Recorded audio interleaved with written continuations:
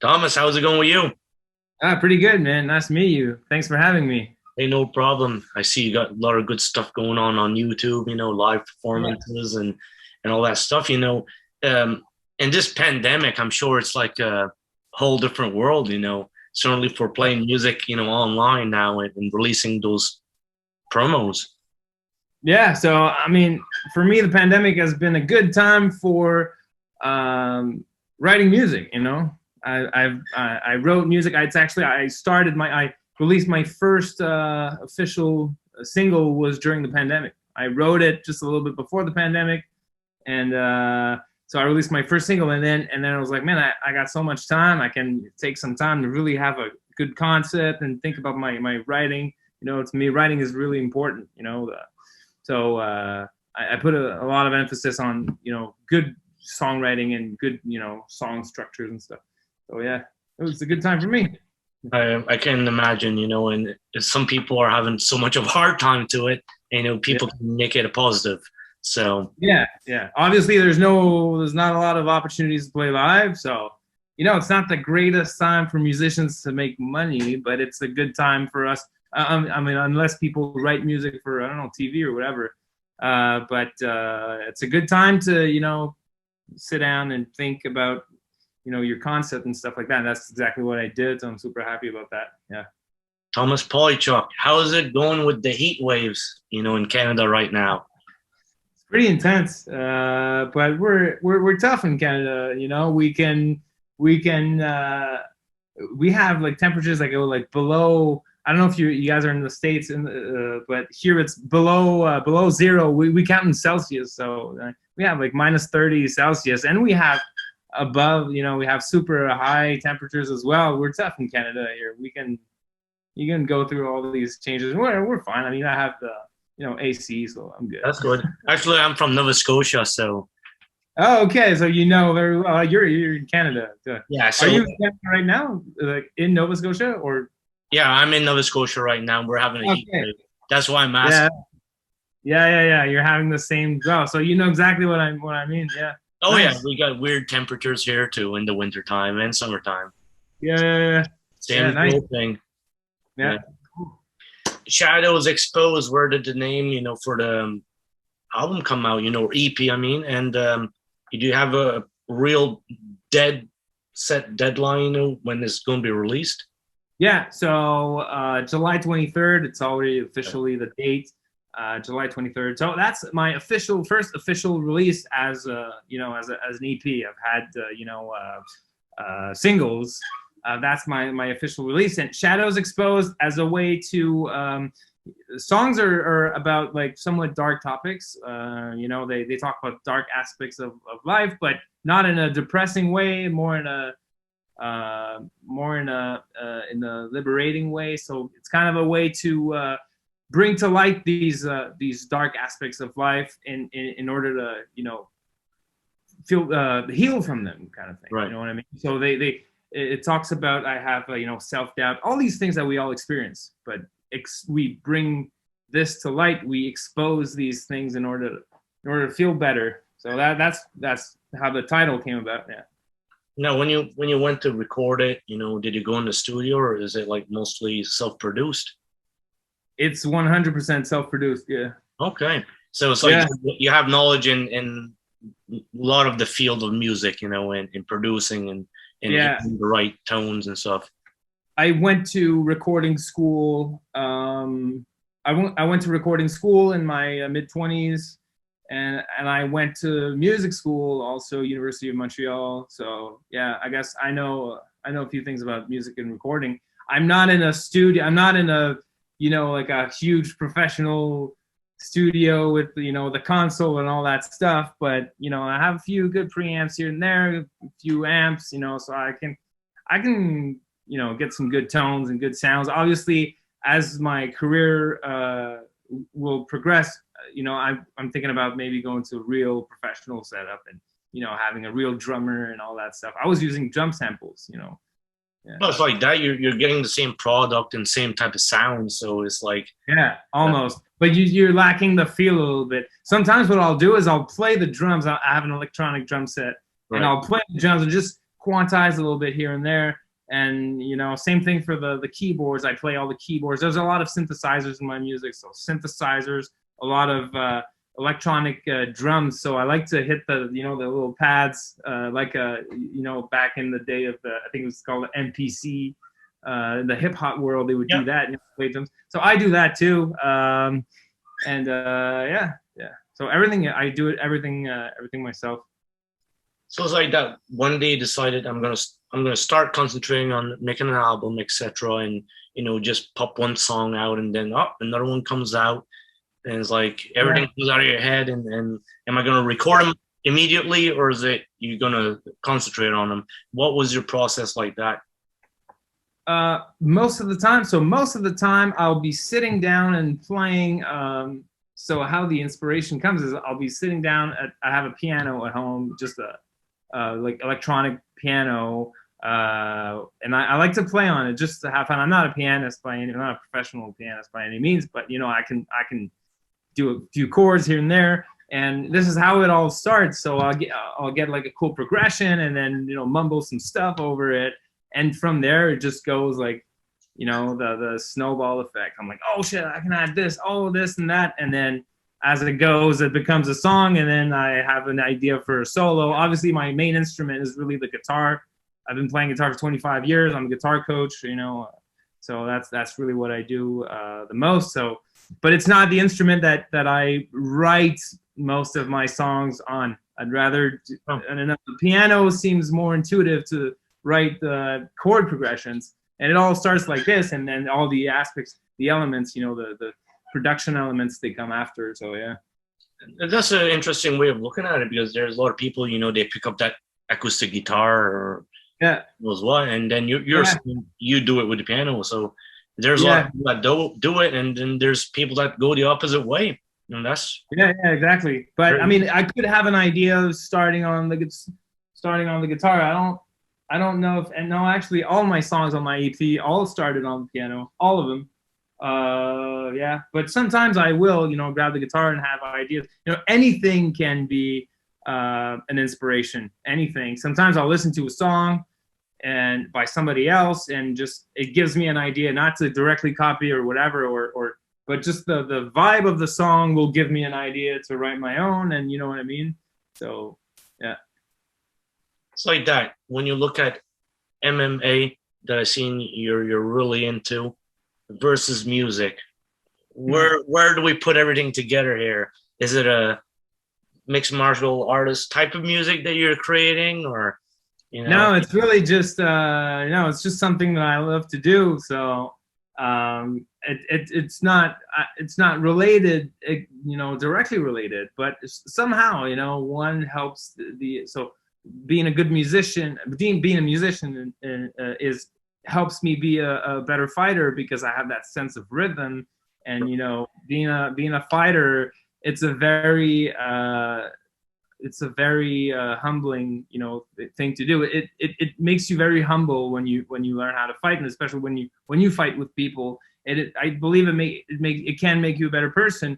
So you know, they both complement each other, but they're not directly related. It's like, for me, fighting is a new passion, and I'm not a professional fighter. I've never done a professional fight. I've done, you know, amateur stuff, but it's really just a passion that I have. Yeah.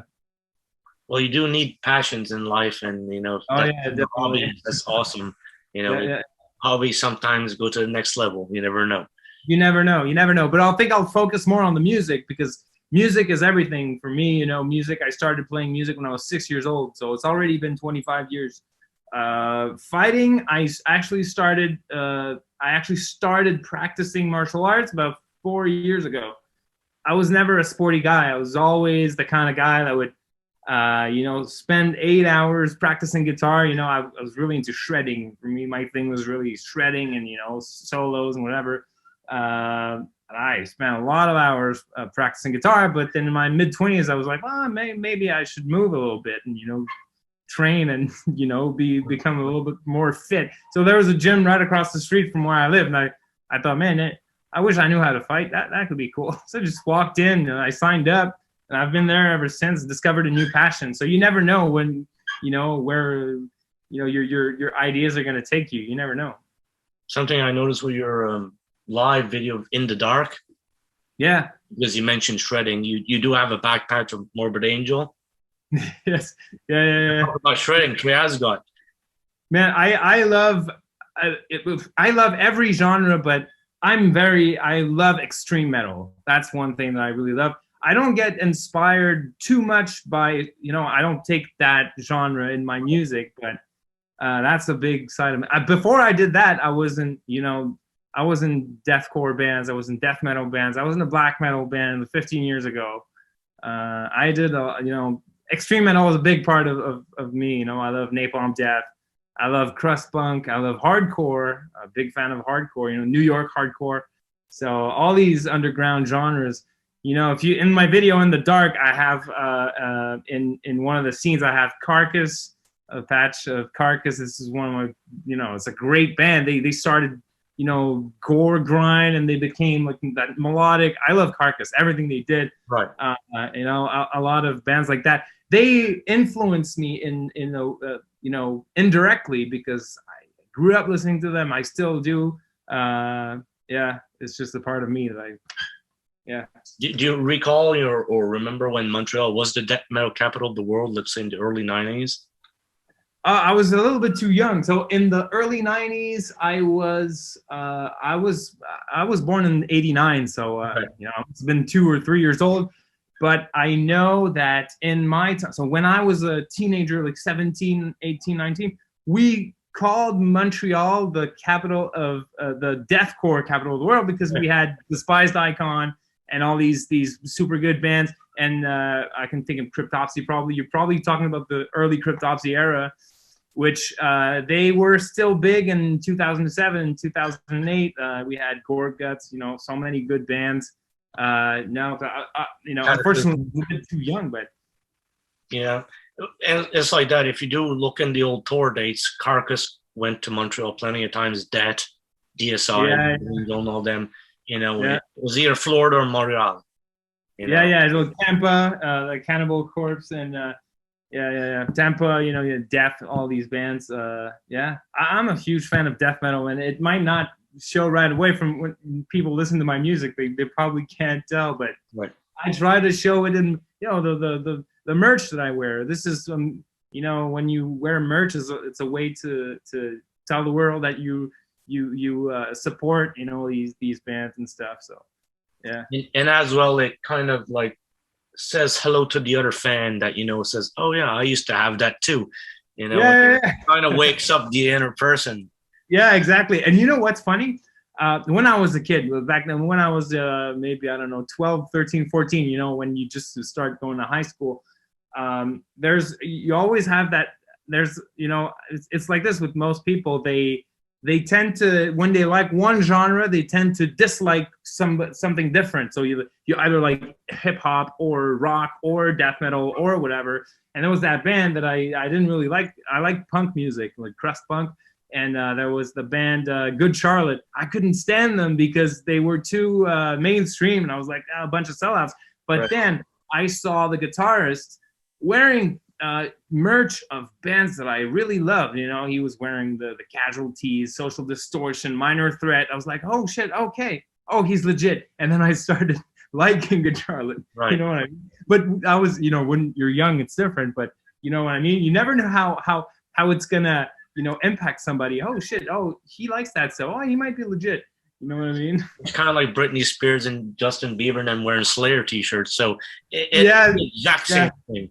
Yeah, but I don't think they actually listen to Slayer. I don't know. You never know. I saw Kim Kardashian wearing Morbid Angel. You never know. You never know. I would be surprised, but you never know. They are good-looking logos, though. Let's just put it like, for it's merch. becoming a trend. It's becoming a trend. The logos and all this imagery. A lot of rappers I can think of. I don't know, anyone that starts with Lil. I'm not a huge, right. I don't have that knowledge of hip hop that much, but a lot of them have their logos look like, you know, death metal logos or black metal logos. It's like, it's kind of cool again, I guess. Yeah. Well, it's always been cool, technically. Yeah, it's always been cool. It's been underground, but now it's more mainstream than it was. So It is technically mainstream. You know, when you look at rap mixed with rock, and you know, you put them pretty well together, and yeah, it's got, you know, that little bit of mix of new wave pop sometimes and little yeah, rock and rap. But when did you yeah. discover that that's the way you want to treat your music, and that's the direction you want to go? Because you know, it's because I like so many things, and what I'm trying to do is I'm just trying to make my music. I'm just trying to create what I would love to hear. You know what I mean? I would, you know, the perfect song. I'm not saying my music's perfect by any means, but I mean, I'm trying to create what I would love to hear in a track. So whatever I like, I like a lot of the hip hop drums. I like synthesizers. I like, you know, guitar solos, and I try to put that all together into, you know, one song, one EP, and you know, it's not too much about trying to touch every genre there is, but it's more about what do I like? Oh, I like this, sounds good. To me, it's all sounds, you know what I mean? Right. So the way I could describe my style would be, I guess it's alternative rock, you know, in a way, but maybe on the prog side, because what does prog mean? Prog is like a way of thinking. Rather, it's become over time. It's become a genre, like a very niche genre. But the mentality or the idea behind prog is just to push the boundaries and explore different genres. You know, when the Beatles started exploring Eastern instruments, and you know what I mean. So, and the flute with Jethro Tull and all these things. So I try to have that prog approach to my rock music. So Right. I guess I can say it's prog pop. Yeah. Or prog rock. No, I can't say prog rock anymore because it's too niche. Right. Maybe progged. I don't know. You see what I mean? Music is music to me. Yeah, and it's like that when you do fit into that genre or niche, let's say, or you know, because the genre is the big circle of it, and then you got little Yeah. niches, and you got some major fans, you know, that dive into it and think it's the best. You know, Yeah. do you notice that? That let's say if you're on Spotify, you're being referred to from another group, or you know, that are really similar. Is the I've had so because my style is a little bit hard to describe and define. So if I look at my fans also like section on Spotify, right? it sometimes it changes a little bit. But you know what's funny? I thought I would be more. I thought my fans would be more in the more younger than they actually are. So when I look at the analytics of, you know, Spotify, because I'm 100% indie, so I can have all these access to these things. There's no like management or label. I do everything myself, so I have access to all my analytics, and I see that the age group that likes my music the most is the 30 from 45, which I thought it was going to be younger than that. I thought it was going to be maybe 17 to 25 or something.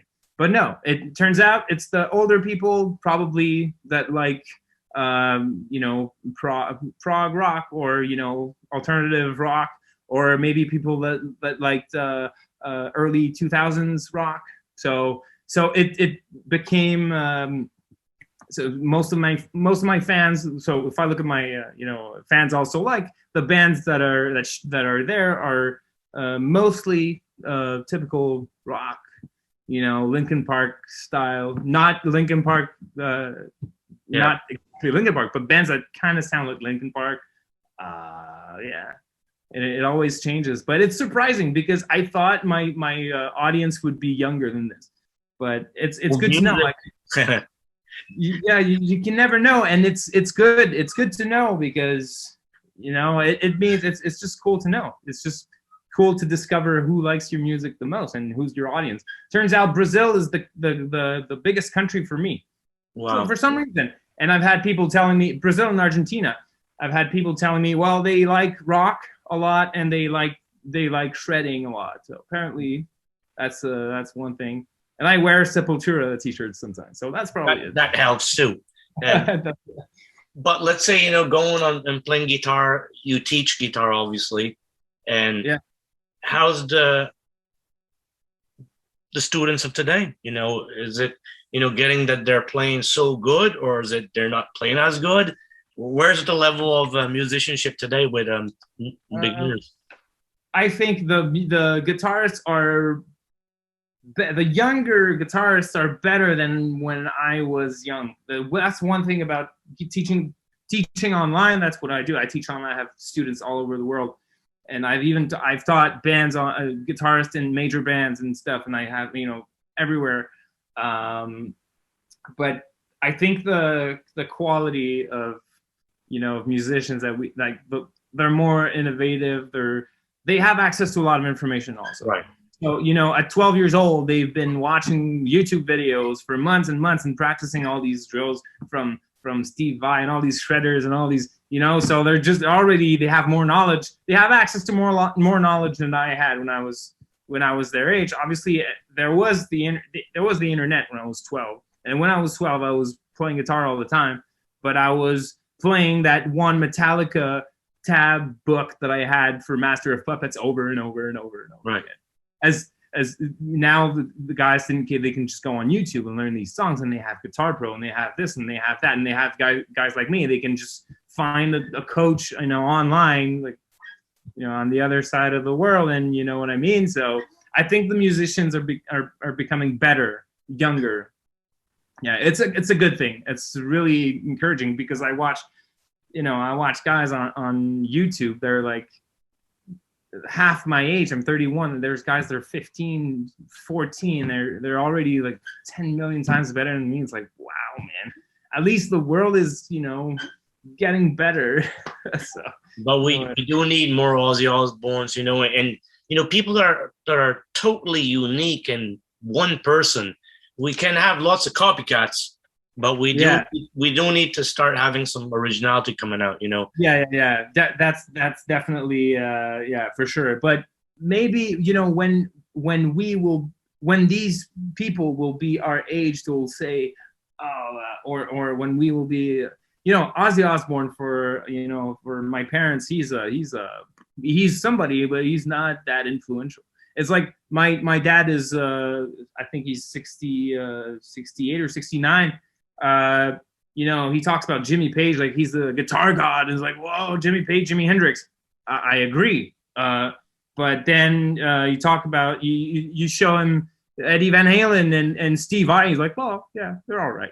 You know what I mean? So it doesn't have the same impact because I think it goes with our generation. So I believe that for us, all these, Ozzy Osbournes and all these very unique personalities, because they were so influential, we look at them as like, oh, wow. But for the younger generation, and if we look at their people that are very influential, apparently Lil Peep, he a rapper that I like, that I really liked. He's unfortunately he passed away. He was he was apparently one of the most influential people of the newer generation. But okay, he's just another rapper. You know what I mean? Well, I still enjoy his music a lot, but yeah, I guess it's the difference.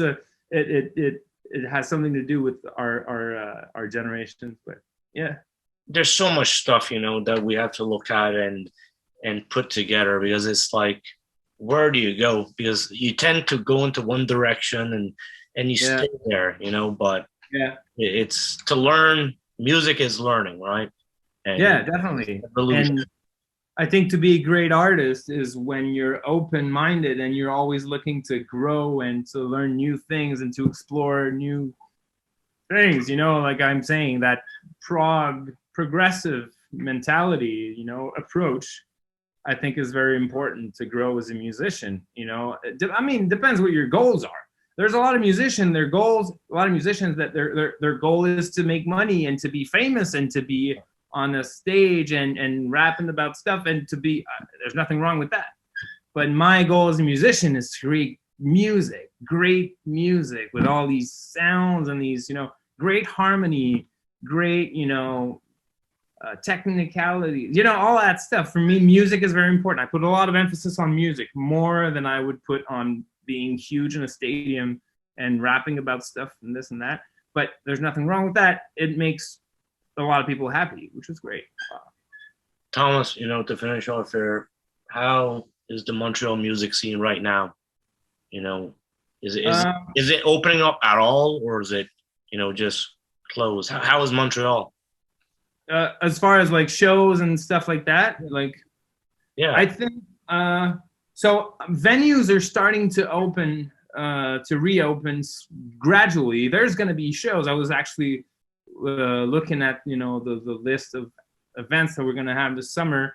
Montreal is known for the Jazz Fest and all these, the heavy MTL and all these things. They're not going to happen, but it's still reopening. So I think venues can have, maybe they can, so they can have like 20% of the capacity. So there's going to be stuff happening. And obviously I'm really trying to, we're working hard on getting, shows and tour dates and stuff, but not easy with the pandemic. Everybody's trying to get these opportunities, but it's not going to be it's going to be all right. We'll go through it, and it is the way it is. And if anything, try to be positive about it. You know what I mean? Like I said, the pandemic was not too bad for me. I took, it gave me some time to write great music. Oh, yeah, and one other thing, your promo video, Exposure, how was that made? Was it, just made independently, in a room and green screen, or the real thing, or how did it go? Video Exposure. It was made with I worked with a team of people in Montreal. We've become friends now. They're called Icon Lee. They make a great great media content, and we find I'm independent, obviously. So we find ways to make it work. I come up with a concept, obviously in the song Exposure, I wanted to be to have scenes where I'm fighting and sparring, because it goes with the theme of the song, which is, calling out somebody. It was made, and, we called friends, friends that had a gym, an underground gym, and we're like, hey, can we go and can we do this? And the solo was filmed in an elevator, in a building that it was like a Sundays and nobody was there. So we found ways to make it happen. So with little budget, but we try to do the best that we can with little budget. It was fun. So no green screen. It was all real. The sparring scenes are all real. We were hitting each other for real, but not too hard. He's actually my coach, the person I'm sparring with. We made it happen, and yeah. Okay, good to know. And the video looks cool. That's what I had to know. Awesome. Yeah. Well, Thomas, I hope this album goes good. And it gets promoted on radio. YouTube. All that good stuff for 2021, I suppose. Yeah. Yeah. So just all the best to you, man. Thanks, man. I appreciate it. And thanks for having me, man. I appreciate it. You're very welcome. All right. So interview's done.